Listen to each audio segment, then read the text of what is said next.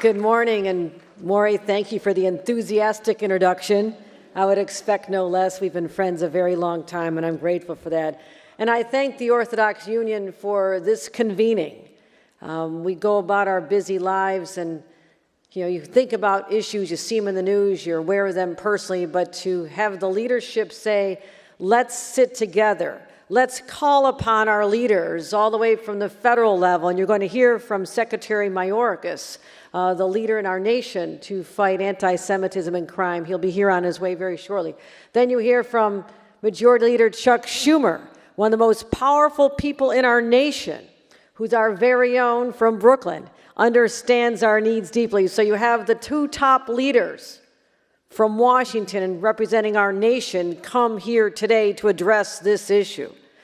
But also, to have Mayor Adams shows the power of working with the federal, the state, and the local leaders toward a unified approach to something that has gone on too long, perhaps more behind the scenes, but I believe was unleashed in 2016 when there became a normalization and an association with people who spew this hate that this country up until that time did not tolerate in a public way. Well, we've lost some ground, my friends, but it is time to cede that ground back. And leadership is what matters. A strong, powerful voice, united here in the state of New York, will be the lesson across the rest of the nation. And I could not be prouder to represent the largest Jewish community outside of Israel right here in New York. And as the mayor has said, that is why this is personal to us. This is our family. This is who we are as New Yorkers. We embrace everyone. And when you attack one of us, anyone, that is picking a fight with 20 million other New Yorkers, starting with your governor. And that is a fight I'm willing to take any day, any time, because I'm a fighter from Buffalo. And I say, let's mix it up, because you're trying to make individuals, because of their deeply held faith and traditions, feel marginalized or subjected to abuse and words of hate that hurt. It may not be the same as a physical fight or a physical altercation, but words and images can be painful. And people carry that within them, and that's why we have to let it out. We have to let people know what is happening to this community. Be public about it. Rise up in a sense. And also to realize that when we do not rise up and speak with a strong voice, calling out the perpetrators of hate speech and hate crimes, then we become complacent and complicit.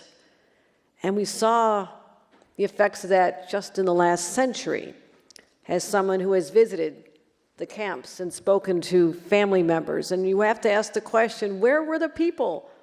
Where were their voices? Did they not see what was going on? Where was their spine? Where was their courage? And we know what happened. We lost millions and millions and millions of people. And I've had the privilege to sit down with Holocaust survivors, sit down with 10 women who talked about how in their elder years that they still felt that they lost their childhood because their family had been dragged to a concentration camp, or they lost the relatives that they never had the privilege of growing up with.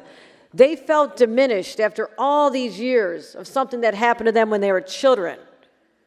And they said, one of them had this chilling statement to me.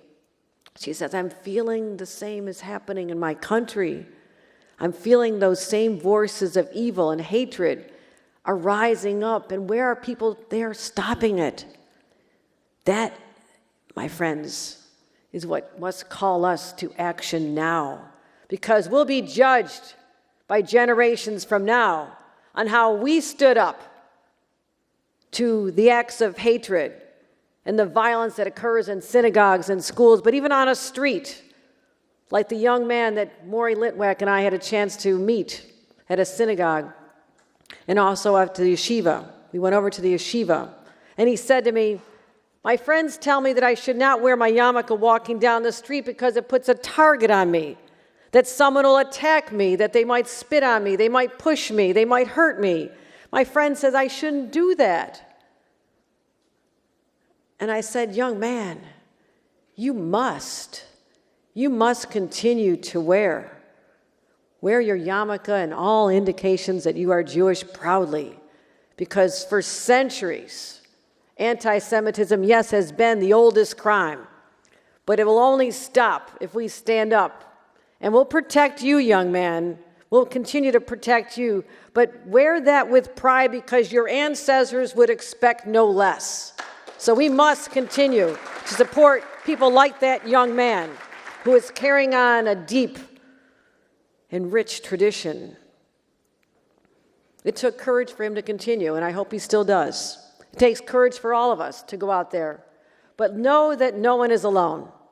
There is strength in numbers. There is a unity that has risen up. And all of us who call out even people who socialize with athletes and entertainers and break bread and actually have a dinner with people that spew hate as they're walking out the door. You can shake your head and say, my God, what have we become? I won't accept that. I say, who will we be?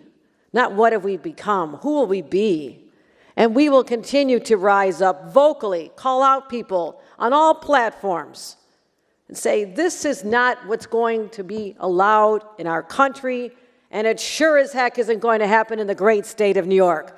We will continue to rise up, put resources to this challenge, and I thank this organization. Rabbi Hauer, this is a tough time, and I thank you and Maury and others for convening us here together, others who've been strong allies. I know Rabbi Indig is here in the audience. I want to thank him. All of us collectively have a moral responsibility, not just to the people of today, but for the next generation, because our progress today will make life easier for our children and grandchildren as they go forth. And what can the state of New York do? Yes, we'll continue to pass laws. Yes, we'll mandate that Holocaust teachings are actually taught in schools instead of checking the box and saying, yes, we took care of that, because I don't remember learning about it in my public school. That says to me something is failing. So we've passed all the legislation to make sure that that education continues. Also, resources to protect targeted sites. We know the vulnerable sites. So we have $50 million available for organizations to apply for, to protect the people who gather within, the synagogues, the yeshivas, the community centers. But also, what I want to do is take it one step further. Today I'm announcing that we are having a statewide hate and bias prevention unit that'll be embedded within our Department of Human Rights. And it's not just going to be sitting in a bureaucratic office. This is going to be part of a statewide initiative going to all 62 counties to educate and also be an early warning system. Let people know when you spot this, you see something your child is doing on social media and it concerns you. We can be in the prevention business as well by educating people as to what the signs are. This is going to be a task force that is going to go all over the state of New York and have meetings convened and bring together stakeholders and the trusted voices that can rise up with us. So this is not just a New York City phenomenon. This is going to penetrate throughout the entire state of New York. That's how we change people's hearts and minds. And I'm going to make sure that this organization, newly founded, we're announcing it today, right here, is actually an effective vehicle, an effective instrument for change. So I want to thank all of you for caring enough to come out today.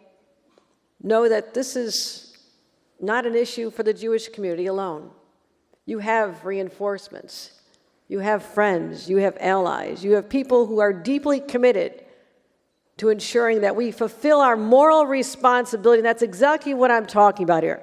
This is a moral obligation that each of us, Jewish or non-Jewish, have to lift up the voices of all and to stand when an arm is raised or a voice is spewing out evil words, that we stand up. Even if you're on a subway, you're on a street corner, you see something, my gosh, that could be your own family member, your own child, your own mother, your own grandmother.